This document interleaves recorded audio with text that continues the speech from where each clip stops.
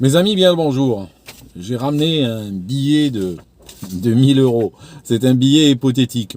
Pourquoi je l'ai ramené? Parce que j'ai envie qu'on parle d'un sujet qui est la dette. Et pourquoi il y a plus de dettes que d'argent en circulation? Ben forcément, quand vous regardez les dettes souveraines des États, c'est des chiffres ahurissants. Et quand on les compare à l'argent disponible ou circulant, on voit que on peut prendre tout ça, tout cet argent, payer. On va vider les poches de tout le monde, on va casser même les tirelires des enfants et donner les pièces jaunes. Et on n'arrivera pas à tout rembourser. Comment ça se fait? Et c'est quoi la conséquence? Eh bien, je vous raconte. Je prends ce billet de 1000 euros, mettons. Voilà. Et nous sommes le lundi matin. D'accord? Nous sommes le lundi à 8 heures du matin. Et moi, j'ai ce billet. Il est à moi. Je l'ai gagné. Il est à moi. Et en fait, aujourd'hui, je dois payer quelqu'un. Parce que, par exemple, mettons le garagiste me court derrière, il m'a appelé parce que la semaine dernière, il a réparé ma voiture, il a changé un truc ou j'ai grillé un joint de culasse ou autre, et puis maintenant il veut 1000 euros pour la réparation. Donc moi, ce que je vais faire, j'ai une dette envers lui, j'ai une dette, je suis endetté maintenant envers le garage. Et qu'est-ce que je veux? Je veux annuler cette dette. Comment je fais pour annuler cette dette? Je prends 1000 euros et je vais les lui donner. Ça, c'est du cash, c'est de l'argent. Je lui donne 1000 euros. Donc, il va prendre les 1000 euros. Il va aller devant mon nom. Et qu'est-ce qu'il va faire? Il va effacer ma dette. Il va supprimer ma dette, ce qui est mon but, moi. Donc, à 8h30 du matin, d'accord? Il va supprimer ma dette. Je vais donc montrer quelque chose. Donc, ça, c'est 8h. 8h du matin, ma dette à moi est supprimée. Maintenant, elle est supprimée auprès du mécano.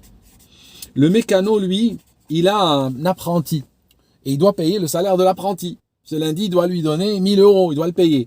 Et l'apprenti, bien sûr, il est nerveux, il attend son argent. Donc, le garagiste, dès que moi, je vais lui donner les 1000 euros, il va aller les donner à 9h du matin à son apprenti. Donc, il va payer l'apprenti.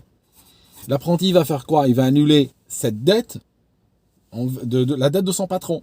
Donc voilà, le patron vient d'annuler sa dette envers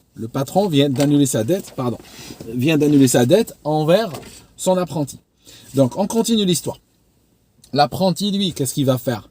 Il va aller chez son logeur qui est en train de lui courir derrière, lui disant hey, le loyer, tu me le payes quand? Là, on est déjà 3 du mois, j'ai pas vu l'argent, oui, je vais te le donner, j'attends juste que mon patron me paye. Donc là, l'apprenti est très content.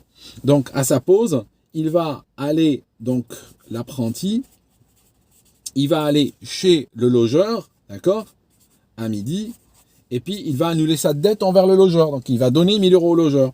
Le logeur, lui, eh bien, sa femme avait fait, je sais pas moi, un bridge ou un travail chez le dentiste, et la secrétaire du dentiste, elle avait appelé pour dire, hey, il faut payer.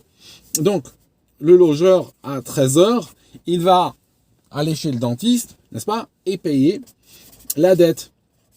Donc, annuler à 14h, annuler sa dette chez le dentiste. Donc bon, j'arrête la démonstration ici, mais si vous remarquez, on a commencé à 8h du matin, et ça, c'est les 1000 euros qui ont annulé. Combien? À ce stade, admettons que le dentiste ne paye rien hein, pour aujourd'hui. L'argent rentre dans sa caisse, il le laisse, il ferme le cabinet, il part, et que les 1000 euros vont passer la nuit, et qu'elles vont reprendre leur circulation le lendemain matin. Mais déjà, rien qu'aujourd'hui, vous voyez que rien que le lundi matin, on a annulé 5000 euros de dette. On a annulé 5000 euros de dette avec 1000 euros d'argent. D'accord? Donc, c'est 1000 euros d'argent qui ont réussi à annuler 1000 euros, 5000 euros de dette. Vous voyez le système de levier qu'il y a dans l'économie? C'est comme ça. En réalité, ce qui se passe, c'est que chaque euro que vous avez, il est adossé en réalité à... alors ça dépend, quand on est au fond du gouffre, chaque euro que vous avez, il peut être adossé à 50 euros de dette. Et là, c'est catastrophique. Ou bien à 100 euros de dette, c'est encore plus catastrophique. Pourquoi? Parce que ça veut dire quoi? Ça veut dire que, par exemple, si on a un qui ne paye pas, par exemple, imaginons que le matin, je ne paye pas le garage. Imaginons que le garagiste, moi, je ne le paye pas. Parce que le matin, moi, j'attends un paiement, il n'est pas rentré. Donc, je ne les ai pas, les 1000 euros. Donc, j'appelle le garagiste, le garagiste, il dit, je ne peux pas payer, voilà, ou je le gosse ou n'importe quoi. Le mécano, lui, il va voir son apprenti, il va dire, hey, tu sais, là, je peux pas te payer aujourd'hui, je vais te payer en fin de semaine, d'accord hein, l'argent va rentrer, je te paye en fin de semaine. l'apprenti va appeler son logeur et il va lui dire, écoute, oui, donne-moi quelques jours s'il te plaît pour payer. Vous voyez ce que je veux dire? Il y a une chaîne de défauts. Il y a une chaîne de défauts qui va se mettre en place. C'est pour ça que, par exemple, avec les subprimes, en 2008, quand la situation était très explosive, parce qu'il y avait très peu d'argent qui était associé à beaucoup de dettes, donc on a une multiplication en réalité de la problématique. Pourquoi? Parce que un défaut de 1000 euros le matin, c'est 5000 euros de défaut dans la journée, à de nombreux endroits. Et ça, c'est juste en partant d'un levier de 5, en partant d'un leverage de 5. Imaginons qu'on est dans un leverage de 100, parce qu'on est dans une économie qui est hyper endettée. On a distribué de l'argent par hélicoptère et on a bouché énormément de trous économiques en versant de la dette par-dessus. Donc à ce moment-là, on a un déséquilibre de plus en plus fort entre l'argent circulant entre l'économie réelle et l'économie, on va dire, hypothétique de la dette. Et que va-t-il se passer? Eh ben, il suffira que une gamine de 5 ans ne puisse pas payer son cornet de glace. Le matin, elle va acheter un cornet de glace. Et puis, quand elle veut payer, elle réalise qu'elle a fait tomber 100 euros. Et là, l'économie du pays va s'écrouler. Parce qu'il y a un effet, hein, j'exagère, mais j'utilise un petit peu cette allégorie du papillon chinois, n'est-ce pas, qui bat des ailes quelque part et puis ça crée un ouragan ailleurs. On est à peu près là-dessus. Et la dette, si vous voulez, est générée à chaque instant, est générée à tout moment. On dit oui, les banques génèrent de la dette, parce que les banques, par exemple, elles te prêtent de l'argent, ils vont aller juste dans ton compte, ils vont ouvrir un fichier, ils vont mettre, par exemple, 10 000 euros. Voilà, ils viennent te prêter 10 000 euros. C'est pas 10 000 euros cash, c'est 10 000 euros virtuels qu'ils ont créés. Mais toi aussi, tu crées de l'argent virtuel. Je te donne un exemple. Tu crées de l'argent virtuel, par exemple, je suis en voiture avec un ami, je vais mettre pour 50 euros de carburant, là je réalise que j'ai pas mon porte-monnaie. Qu'est-ce que je lui dis? S'il te plaît, paye et puis je te rembourse tout à l'heure. Donc, qu'est-ce que je viens de faire? Je viens de créer 50 euros de dette. 50 euros à partir de rien. Donc, lui va payer pour moi, alors que peut-être j'ai même pas les 50 euros. Et les 50 euros vont rentrer d'ailleurs, et à ce moment-là, je vais annuler la dette envers mon ami. Vous voyez ce que je veux dire? Il y a aussi un autre système. Quand je travaillais, par exemple, pour l'entreprise, et chaque personne qui travaille dans une entreprise est un employé, mais un banquier en même temps. Employé / banquier. Comment cela? J'ai travaillé dans des boîtes énormes et j'étais leur banquier. C'est-à-dire que je leur prêtais l'argent de la masse salariale d'avance. Quand on travaille dans une entreprise, on est payé quand? On n'est pas payé au début du mois, on est payé à la fin. On est payé en arriéré. Donc ça veut dire quoi? Ça veut dire que je gagne le travail, je leur prête le travail et après seulement ils me payent. Ça veut dire que collectivement, mettons qu'on est dans une entreprise où la masse salariale est d'1 million d'euros par mois, eh bien, nous, collectivement, travailleurs, nous prêtons 1 million d'euros chaque mois à l'employeur. Nous lui prêtons l'argent avec lequel il va nous payer. Ça signifie, on va lui générer le travail, on va lui générer peut-être pour 10 millions d'euros de travail, et là, il va prendre 1 million et nous payer. Mais nous le faisons toujours à l'avance. Donc, on va lui donner le travail gratuitement. On va lui faire un prêt gratuit, en fait. On prend même pas d'intérêt dessus. Donc, vous voyez le truc. C'est un système assez complexe.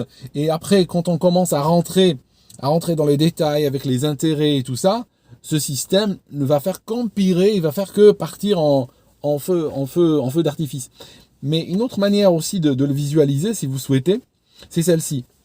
Vous prenez certains téléviseurs, vous avez un système de projection qui va définir un pixel, il va créer un pixel.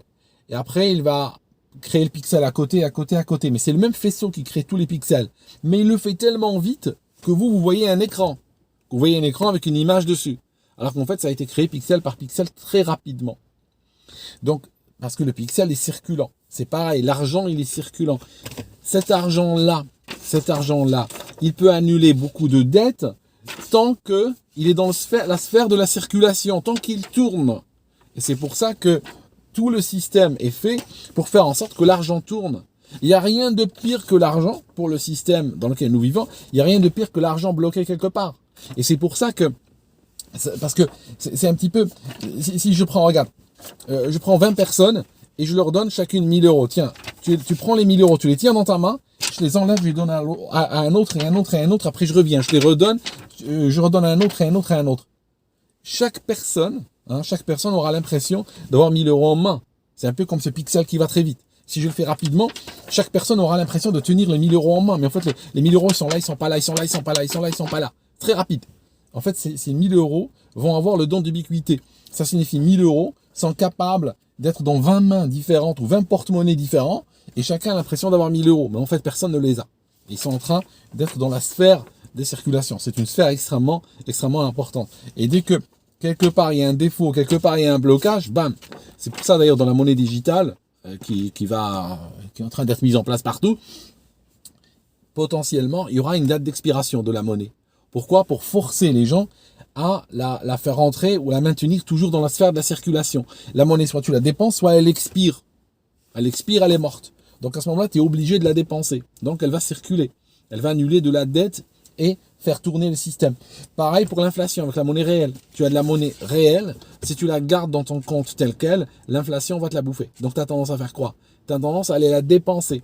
C'est un peu comme la monnaie digitale. Sauf que la monnaie digitale, tu as peut-être, on va mettre 100%, ta monnaie expire, ok, tes 1000 euros digitaux expirent, bam, ils expirent, ils sont morts, c'est fini, ils n'existent plus.